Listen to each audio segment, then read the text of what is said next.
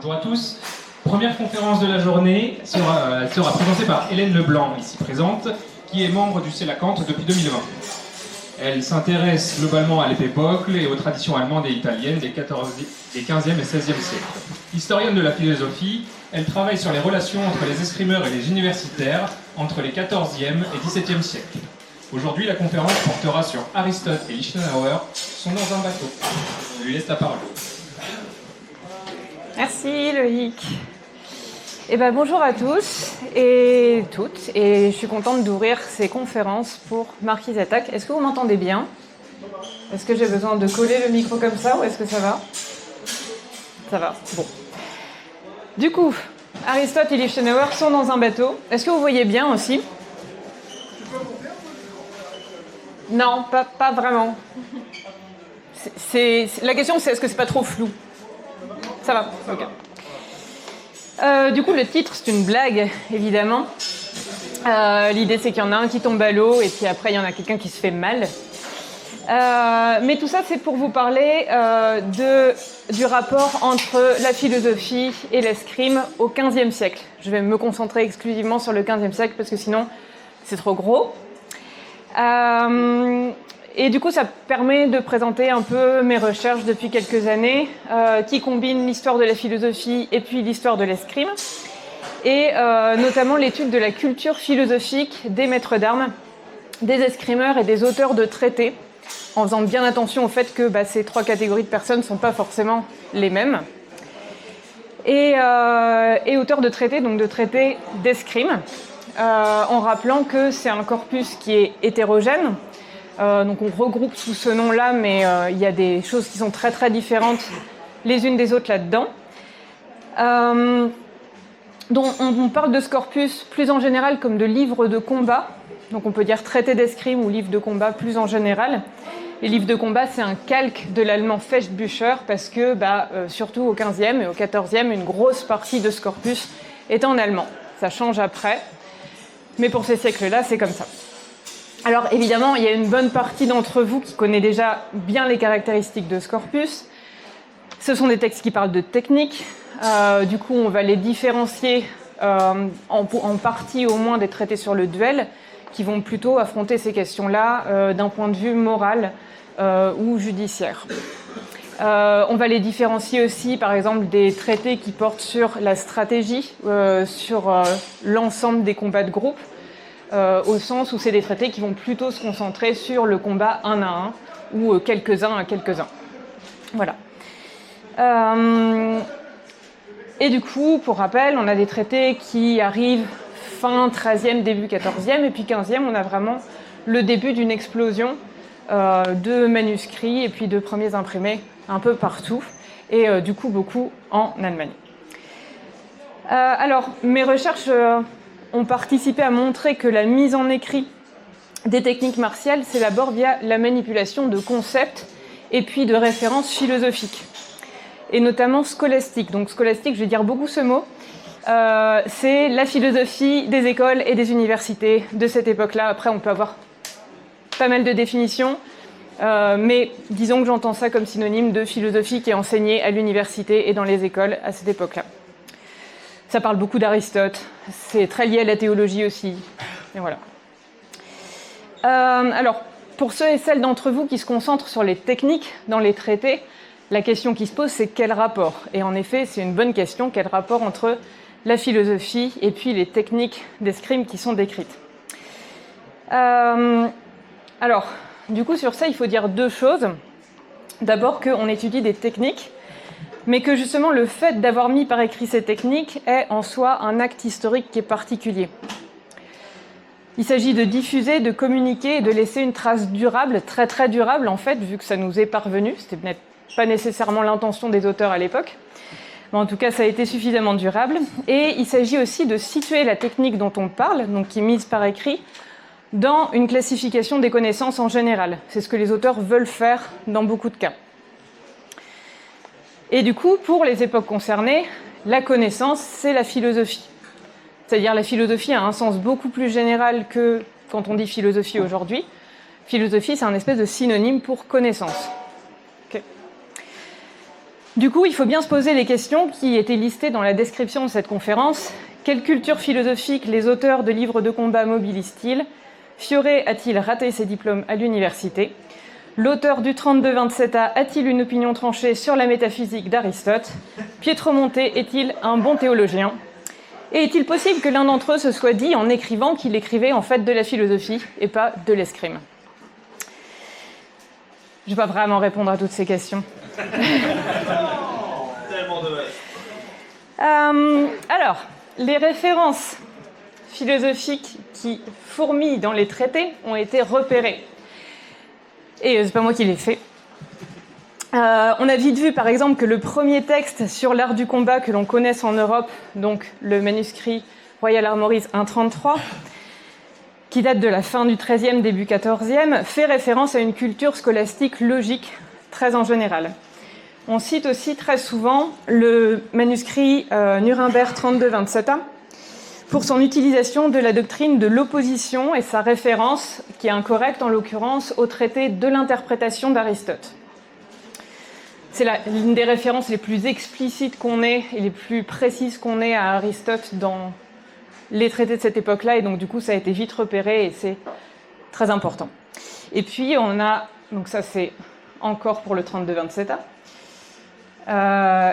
et puis on a un espèce d'enthousiasme qui atteint son comble avec un auteur du XVIe comme Angelo Viggiani del Montone, qui construit son traité comme un dialogue fictionnel entre Rodomonte, qui est un condottiere, et Boccadifero, qui est un professeur de logique de l'université de Bologne. Et du coup, là, je vous renvoie, ce que j'ai montré, c'est les références qu'on trouve sur Internet. Je vous montrerai après quelques-unes des références qui ont été publiées sur ces sujets. Alors, je ne vais pas parler de Viggiani aujourd'hui, parce que Viggiani, c'est du XVIe, et puis on a dit qu'on se concentrait sur le XVe. Ce siècle bizarre qui n'est pas complètement médiéval, mais qui n'est pas complètement moderne non plus. C'est le siècle des humanistes, de l'imprimerie, de Jérôme Bosch, d'Azincourt, de la Réforme, de la prise de Constantinople et de l'Amérique. Et puis, c'est aussi le siècle de tous ces auteurs. Donc ça, c'est ce que j'ai trouvé sur Wiktenauer, quand on les classe par le 15e, simplement. Vous avez par exemple Le Cluny, les manuscrits de Vadi, de Brinker, Fiore, le Gladiatoria, avec du beau combat en armure, le jeu de la hache, en français, le Kushner, avec du Messer, Hans Medel, qu'on aime beaucoup ici, Pedro Monte ou Pietro Monte, selon comment on se situe sur s'il est espagnol ou italien, Ringek, et beaucoup de glossateurs de Lichtenauer en général, et Talhofer, qui nous montre aussi que n'est pas Albrecht Dürer qui veut. Voilà. Donc, je ne le redirai pas beaucoup par la suite, mais c'est vraiment quelques exemples que je vais vous présenter, et donc ces quelques exemples, ça ne suffit pas pour présenter des conclusions très générales. Mais donc c'est plutôt présenter quelques éléments et puis essayer de discuter un peu les hypothèses qui peuvent s'en dégager. Donc je vais me concentrer sur ce que les livres de combat de ce siècle présentent en termes de références culturelles philosophiques. Et ça implique de mettre de côté la culture philosophique des escrimeurs eux-mêmes, puisqu'il ne s'agit que de se concentrer sur ce qu'on a dans les textes.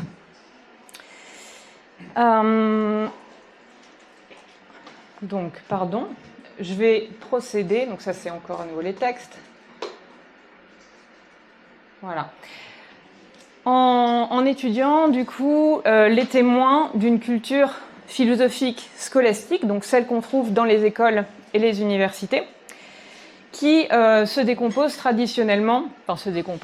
divise traditionnellement en 4 parties. Il y a la logique, ou l'art du raisonnement, la physique, qui est l'étude de la nature, qui fait partie de la philosophie, donc, l'éthique, qui est la philosophie morale, ou l'étude de ce qu'on doit faire, et puis la métaphysique, qui est l'étude des premiers principes, ou des principes qui servent justement à étudier la physique, avec des gros concepts comme la substance, par exemple.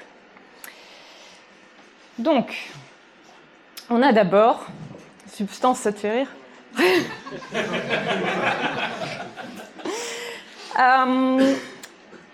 Des témoins généraux.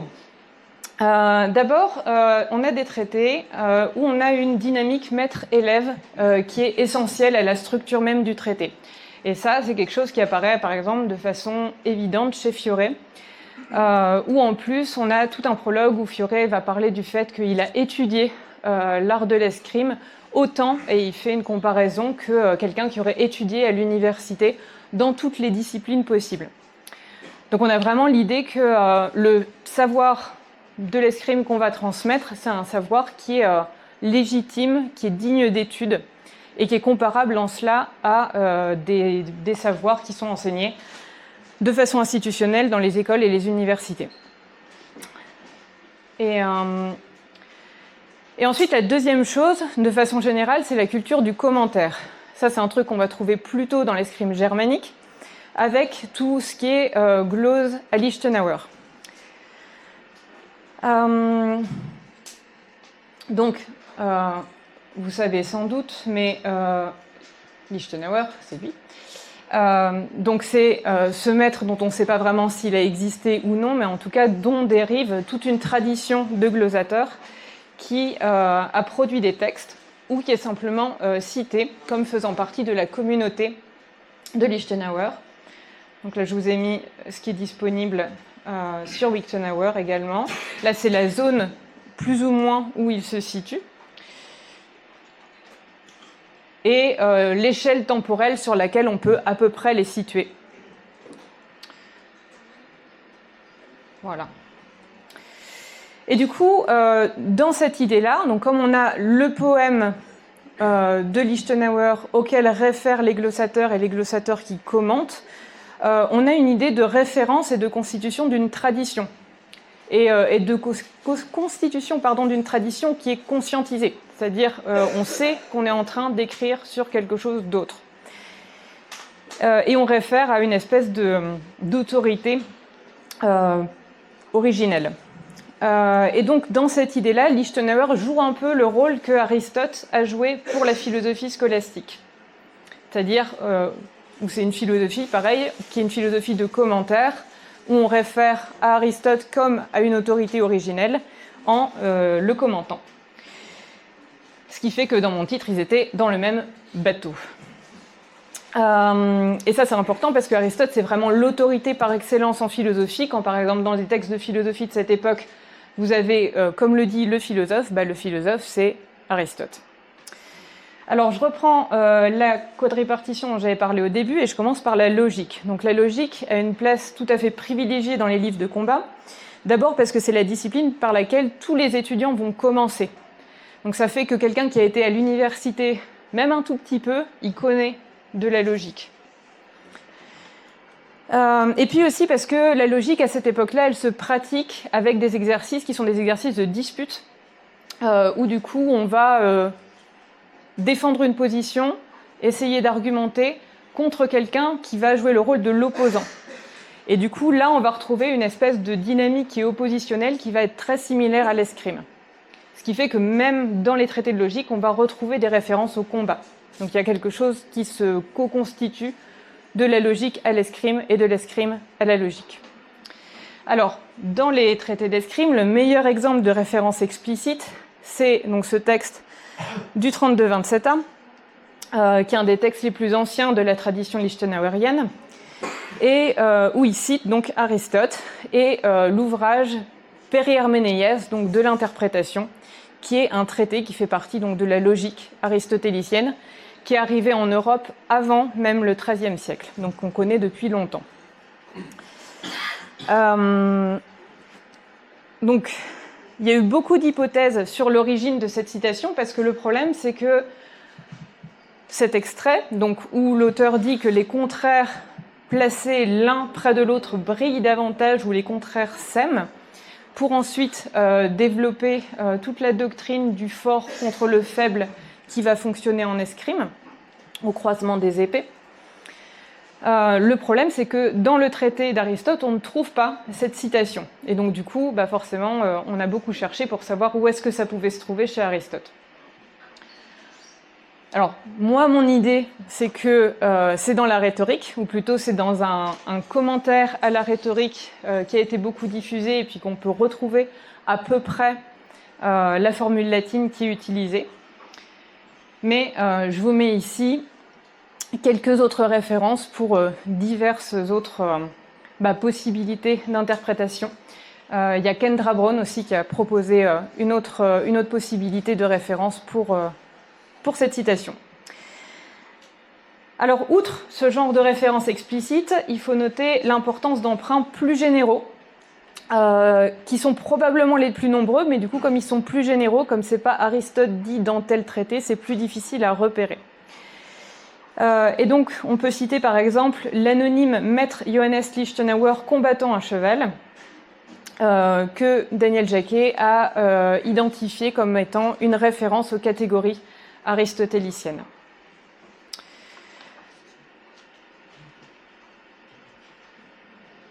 Ensuite, la physique. Donc, dans les livres de combat, on va avoir des exemples assez convaincants de l'influence durable de la physique aristotélicienne. C'est particulièrement intéressant parce que la physique aristotélicienne, parmi les 4 parties, c'est la partie qui survit le moins bien, parce que on s'aperçoit quand même au bout d'un moment que ça ne fonctionne pas très bien pour décrire la nature. Alors que la logique va quand même pas mal durer, même s'il y a une grosse critique au moment humaniste, mais après elle revient au XVIIe. La physique, en revanche, elle est complètement abandonnée. Et donc, c'est intéressant de voir qu'il y a quand même ces références à des définitions traditionnelles aristotéliciennes, notamment du temps, qui est évidemment quelque chose de très important pour l'escrime. Et donc, par exemple, dans la physique d'Aristote, on a cette définition du temps où le temps, c'est le nombre du mouvement selon l'intérieur et le postérieur. Ça a été mis en relation avec les 3 différents moments dans l'escrime lichtenauerienne. On a le fort, l'indes et le nar. Et pour le dire vraiment rapidement, l'idée, c'est que le temps, c'est pas quelque chose qui est divisé en 3 morceaux où vous avez le passé, le présent et le futur, mais le présent, c'est quelque chose qui se définit comme un point de bascule par rapport à l'antécédent et par rapport au conséquent et par rapport au mouvement qui est fait dans l'antécédent et au mouvement qui est fait dans le conséquent. Et s'il n'y a pas ça, il n'y a pas vraiment de présent. Et donc ça permet de mieux comprendre l'indes, non pas comme un morceau du temps qui serait le présent, mais plutôt comme un temps d'opportunité. Voilà. Dans la physique, on a aussi la psychologie. Alors, ça c'était pour illustrer l'avant et l'après.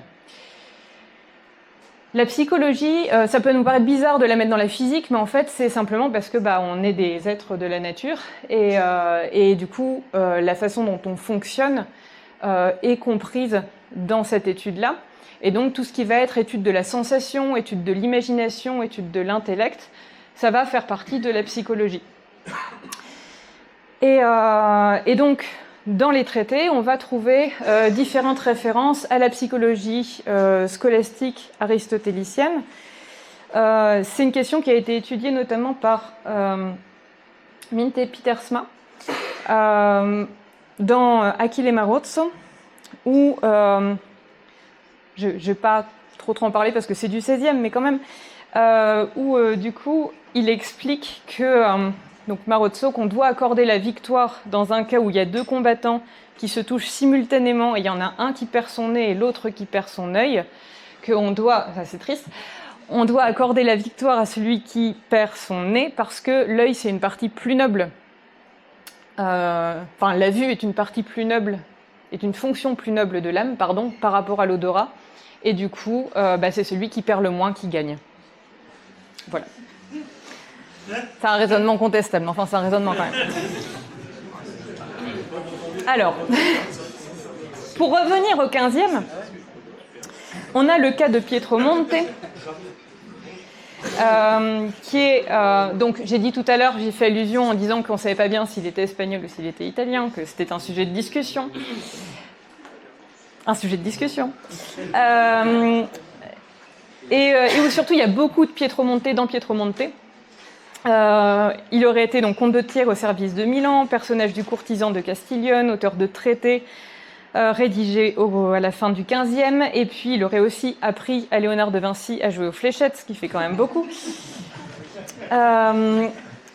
Mais du coup, ce qui est intéressant pour nous, c'est qu'il illustre de façon remarquable un type de référence qui est complètement différent par rapport à celle dont j'ai déjà parlé, où on va avoir des références qui sont beaucoup plus mondaines, beaucoup moins scolastiques, donc beaucoup moins de type universitaire. On va avoir beaucoup plus de type de théorie des humeurs, plus de magie naturelle.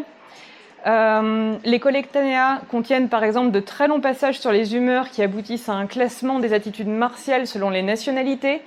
Également de très longs développements sur la maladie, la conception d'enfants, l'art de la mémoire, la forme des animaux et notamment des chevaux, et des différences de physionomie et de complexion chez les humains.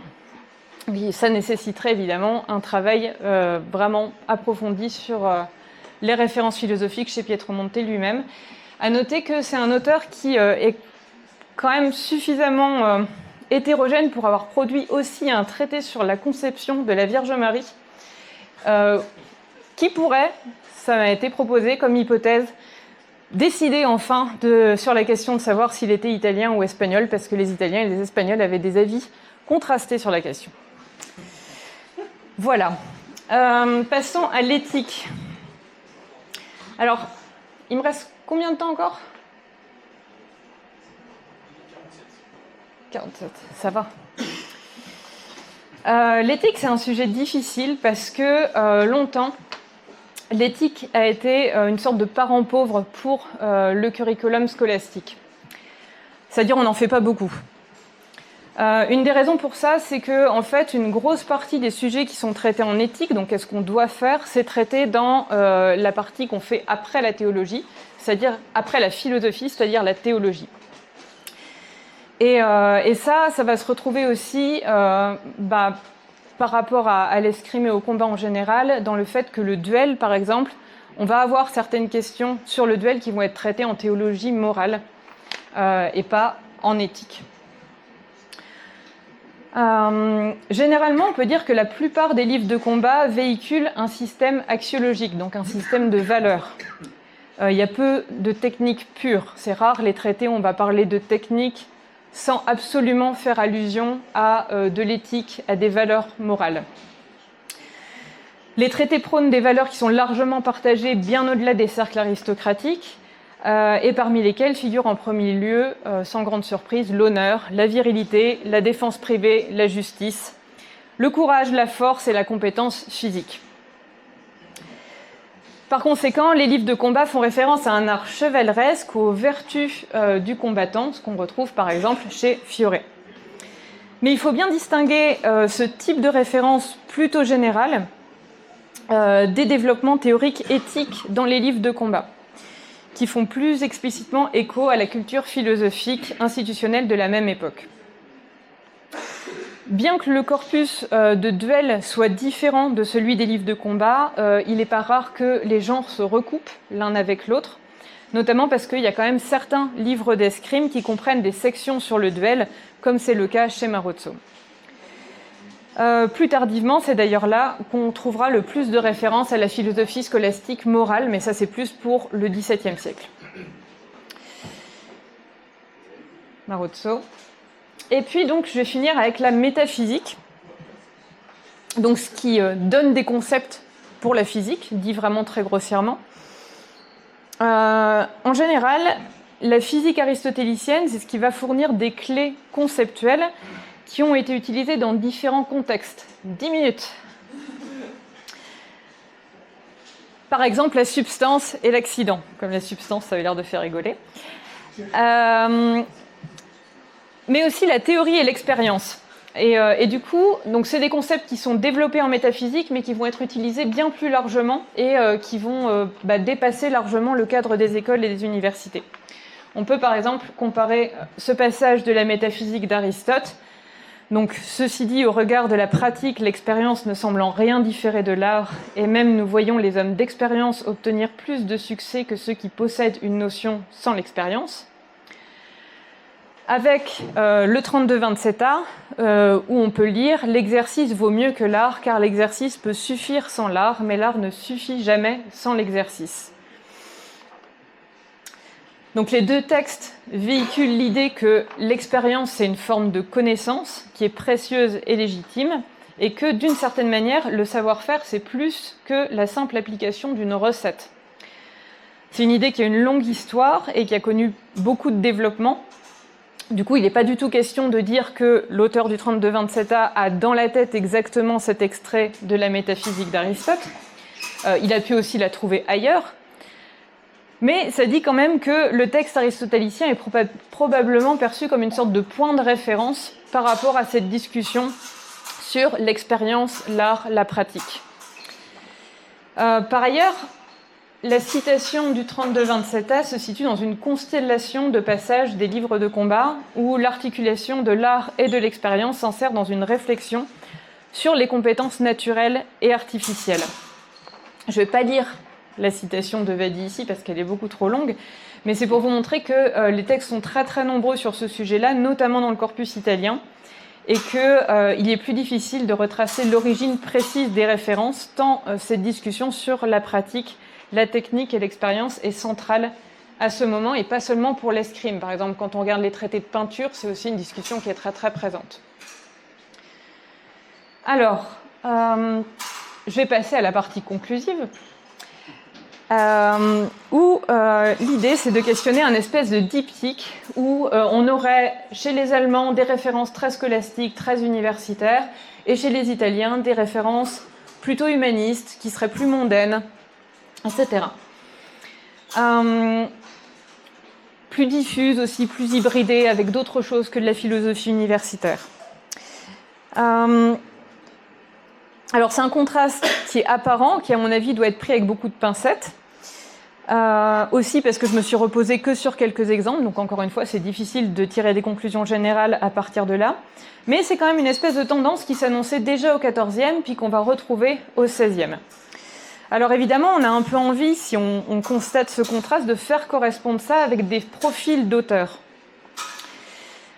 Ainsi, donc, dans la lignée du premier livre de combat européen, le 1.33, dont on a démontré qu'il avait été écrit dans un milieu qui est parascolastique, on a plusieurs auteurs de la tradition lichtenauerienne du XVe qui sont des ecclésiastiques. C'est-à-dire qu'ils sont passés, ça implique qu'ils sont passés par une tradition philosophique à l'université. On a par exemple Hans Dobringer, qui est à la fois maître d'armes, auteur de traités et prêtre.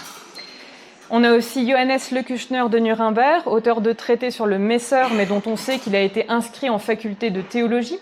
Donc c'est quand même certains profils.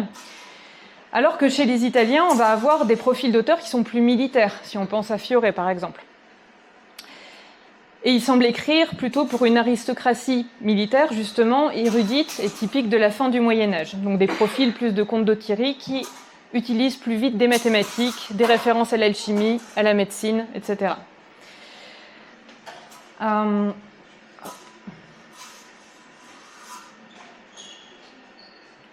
Donc on a par exemple les allusions chez Vadi à la géométrie qui sont assez typiques. Mais à côté de ces hommes d'armes, comte d'Ottieri, maîtres d'armes à la cour, etc., on a quand même certains auteurs italiens qui sont directement liés au monde de l'université. Par exemple, en 1413, on a Lippo Bartolomeo Dardi qui ouvre son école d'escrime à 2 pas de l'université de Bologne. Et où il obtient, juste après avoir publié son traité, une chaire en arithmétique et en géométrie, ainsi que plus tard en astronomie. Donc on a quand même des gens qui sont très liés au monde de l'université en Italie, déjà au XVe.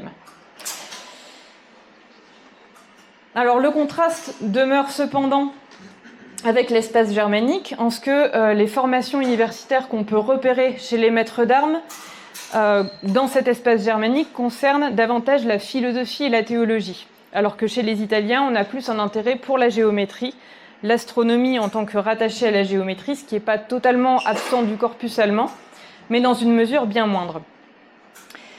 Alors évidemment, c'est un contraste qui se superpose à une espèce de division disciplinaire des universités à cette époque, puisque l'Italie va quand même se spécialiser dans le droit et la médecine, alors que les universités du Nord sont plus spécialisées en logique, philosophie et théologie. Donc, en conclusion, j'espère vous avoir apporté quelques éléments. Il faut encore rappeler combien ce corpus est hétérogène et puis que certains textes ne comportent tout simplement pas de références philosophiques, parce que moi, je vous ai parlé de ce qu'il y avait comme référence philosophique, mais il y a aussi des textes où il n'y a rien du tout. Et c'est quand même important de pouvoir parler aussi de ces absences. Donc je vais rester avec ce contraste entre le corpus allemand et le corpus italien, mais qui ressemble un petit peu à un espèce de contraste comme entre l'Europe de la patate et l'Europe de la tomate. C'est caricatural, c'est pas super satisfaisant, mais ça donne quand même une idée de ce que ça peut être. Et c'est d'autant plus à questionner que on va avoir des références de plus en plus fréquentes à la logique dans les corpus italiens au XVIe, puis espagnols au XVIIe et XVIIIe siècle.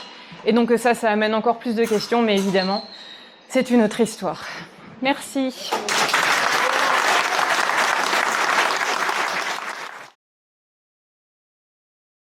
Je me demande quand même dans quelle mesure, on sait très bien que les arts martiaux, de manière générale, ont une large part philosophique dans la manière d'être pratiqués, etc. Et quelle vraie distinction on peut observer entre les lignées, on va dire ça comme ça, italiennes et allemandes, puisque quand bien même elles traitent toutes deux, au final, de l'épée longue, admettons, parce que c'est un des sujets, il y a forcément une philosophie qui, elle n'est pas forcément similaire des deux côtés de la frontière, on est quand même sur deux entités territoriales qui vivent des événements différents, et ça a forcément un impact sur la manière de penser de chacune de ces personnes-là. Donc quelles sont ces vraies distinctions? Est-ce qu'on les perçoit, ou est-ce que c'est très en retrait? Ouais, ce serait... Je pense que ce serait difficile, peut-être Alors... Quelles sont les vraies distinctions entre les philosophies italiennes et allemandes dans le traitement et le rapport à l'épée à deux mains sur une même période? En fait, on sait que philosophiquement parlant, les arts martiaux entraînent une certaine philosophie. C'est courant, que ce soit en Europe ou au Japon, par exemple. Mais ici, dans notre cas, sur le XVe siècle, ils traitent d'un même sujet, mais est-ce qu'on arrive à percevoir dans les traités les différences de pensée liées à la situation de chacun des pays? Est-ce que c'est assez clair dit comme ça, ou pas du tout? Ouais, je pense... Disons, si on comprend la question comme est-ce qu'on pourrait établir deux espèces de profils intellectuels, philosophiques d'un côté et de l'autre, moi j'aurais un petit peu de prudence avec ça parce que j'aurais l'impression ou que ça va être un petit peu anachronique en figeant des identités nationales un peu trop fortes, et puis que ça va peut-être trop homogénéiser ce que seraient les traités d'un côté et de l'autre. Par contre, c'est clair que déjà les traités ne s'adressent pas vraiment aux mêmes personnes d'un côté et de l'autre. Que du côté germanique, on va avoir un lectorat a priori plus bourgeois que du côté italien, encore que ce soit même pas complètement sûr, mais où il y a au moins disons un premier lectorat qui est comme le lectorat dédicataire, où le lectorat va être plus aristocratique. Et ça, du coup, ça va au moins façonner un espèce de système de valeurs qui va être un petit peu différent. Il va toujours y avoir un peu les mêmes trucs qui vont revenir, comme ce que j'ai listé tout à l'heure en disant la virilité, l'honneur, la force, tout ça, c'est quand même assez constant. Mais du coup, ça va se décliner de façon un petit peu différente des deux côtés. Mais ouais, j'aurais du mal à dire que il y aurait une philosophie du combat d'un côté et de l'autre qui serait vraiment définissable comme une entité fixe. Merci.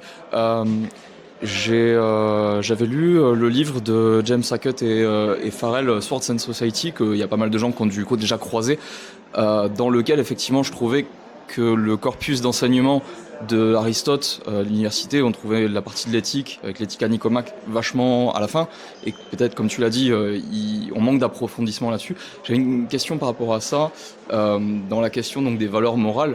À ton avis, est-ce que on a quand même une espèce de descendance? En fait, dans Fioré, comme tu l'as indiqué, on a quand même les 4 vertus du combattant. Et ma question, c'est plus ou moins la suivante, j'essaie de la rendre plus claire. Est-ce que selon toi, il y a un lien direct entre les vertus aristotéliciennes qui sont ensuite peut-être descendantes, qui deviennent les vertus cardinales, et les vertus de Fioré? Et est-ce que dans la germanique, selon toi, ce système de vertus qui hériterait de l'éthique, il est à creuser? Il n'est pas forcément très explicite, mais est-ce qu'il y a un lien selon toi? Désolé si c'est pas très clair. Non, ça va, c'est clair, c'est correct. Alors, en effet, j'ai pas cité le livre de Hackett, mais il fait partie de ces livres sur la question de la formation philosophique ou les références philosophiques qu'on peut trouver dans ces traités-là. Il reste assez général. Et puis, il mériterait probablement d'être mis à jour sur certains trucs. En fait, une façon de répondre à la question, ça pourrait être de distinguer justement le système des valeurs qu'on va trouver dans ces traités, qui est un système propre, et puis des références à la philosophie aristotélicienne, mais qui, en matière d'éthique, vont être assez lointaines, parce que justement l'éthique a été pas peu développée, mais développée, si quand même sous-développée par rapport par exemple à la logique, dans le cadre institutionnel des écoles. Du coup, ça va faire que ça va devoir suivre d'autres chemins pour pouvoir être raccordé au corpus des livres d'armes. Par contre, un truc qui est assez clair, c'est le travail philosophique, la référence philosophique à Aristote dans la notion de prudence. La façon de développer ce concept de prudence, ça c'est assez clairement aristotélicien, mais ça reste extrêmement général. Alors c'est lié par exemple à l'Éthica Nicomaque, mais le fait de vraiment définir la prudence comme un espèce de moteur de l'action, ça va être une référence. Mais du coup c'est moins... c'est plus référé à un espèce de métaconcept comme la prudence qui finalement va définir toute l'attitude éthique, plutôt qu'une échelle de valeur qui, elle, va plus dépendre du monde dans lequel les escrimeurs et les auteurs de traités sont imbriqués, quoi. Voilà. Est-ce qu'on retrouve d'autres philosophes où il y a juste Aristote? Est-ce qu'il y a par exemple Socrate, Platon ou d'autres philosophes qui sont retrouvés où ils se basent juste sur Aristote? Ça, c'est une très bonne question. Donc, moi, je suis plutôt spécialiste de philosophie aristotélicienne, donc c'est ce que je vois en premier. Et puis c'est vrai qu'Aristote c'est la grosse référence, comme j'ai dit, dans la culture institutionnelle de la philosophie.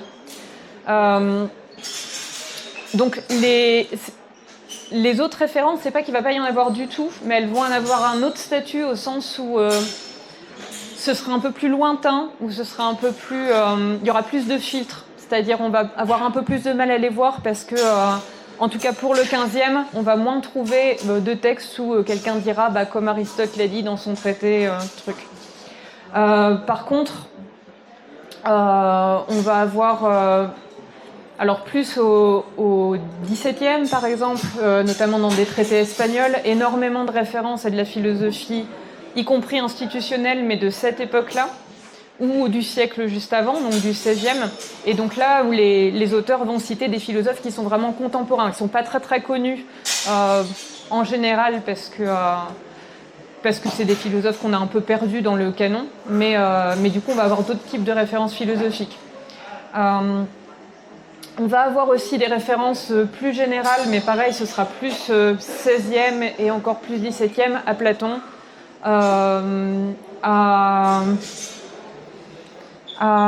des références un petit peu aux stoïciens aussi, en matière d'éthique, mais ça pareil, plus au 16e. Est-ce que tu fais le 16e l'année prochaine?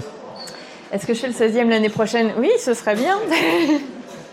Non, en général, moi je travaille du 14e au 17e, donc là j'avais choisi le 15e pour, aussi pour se concentrer sur des auteurs qui reviennent vraiment très très souvent. Donc c'est vrai que d'avoir à la fois les glossateurs de Lichtenauer et puis Fioré, ça fait que c'est des choses qui parlent vraiment beaucoup. Mais ouais, le 16e, il y a plein de choses à dire, notamment il y a Viggiani où là il y a vraiment énormément de choses parce que c'est très très clair, les références. Justement, par exemple, quand on disait tout à l'heure, pour répondre à la question précédente, chez Viggiani, on va trouver à la fois des références à Aristote qui sont totalement explicites, mais aussi par l'utilisation même du philosophe Boccadifero. C'est une référence de son époque, en fait. Et puis, il va aussi citer Averroès, Avicenne, des philosophes comme ça, qui sont aussi traités dans la tradition scolastique. Donc, 16e, 16e, c'est presque facile, en fait. Moi, j'avais une question, du coup, sur les auteurs des manuscrits qui sont héritiers d'universités et qui, du coup, font des références à Aristote et les autres. Est-ce qu'au niveau de la structuration de leur pensée dans les manuscrits, il y a des différences qui sont constatées ou pas trop parce que... Oui. Par exemple, si je développe un peu ce par quoi j'avais commencé, donc les aspects très généraux, quand j'ai parlé du fait que chez les auteurs germaniques, on va avoir cette culture du commentaire, ça c'est un aspect, si on reprend un peu l'idée du diptyque que j'ai essayé d'avancer, où on peut vraiment comparer entre le corpus germanique où il y a cette culture du commentaire, et puis le corpus italien où c'est des traités indépendants, plus souvent, donc ils sont détachés d'une forme de commentaire. Il n'y a pas l'idée de construire une tradition avec une autorité à laquelle on remonterait. Et parce que la philosophie scolastique, c'est vraiment ça aussi. J'ai dit pour la définir que c'était la philosophie des écoles et des universités, mais c'est aussi une philosophie qui se construit beaucoup avec l'idée de tradition. L'idée, c'est qu'on ne veut pas faire de la philosophie originelle, on veut être dans une espèce d'orthodoxie. Et du coup, ça, c'est quelque chose qu'on va vraiment retrouver comme mode de pensée chez les auteurs germaniques, alors que les Italiens vont plutôt être dans un truc comme je vais faire du nouveau, c'est moi qui fais du nouveau, c'est moi le meilleur, tout ça. Et c'est caricatural, encore une fois, hein, mais du coup, on pourrait dire un peu quelque chose comme ça, et d'autant que chez les Italiens, assez rapidement, donc c'est des traités indépendants, mais rapidement, ils vont construire leurs traités comme des dialogues. Alors, pareil, plutôt 16e, mais ça aussi, c'est une forme de pensée qui est vraiment différente par rapport à celle du commentaire. S'il n'y a plus de questions, on va remercier chaleureusement Hélène pour sa conférence. Merci à vous.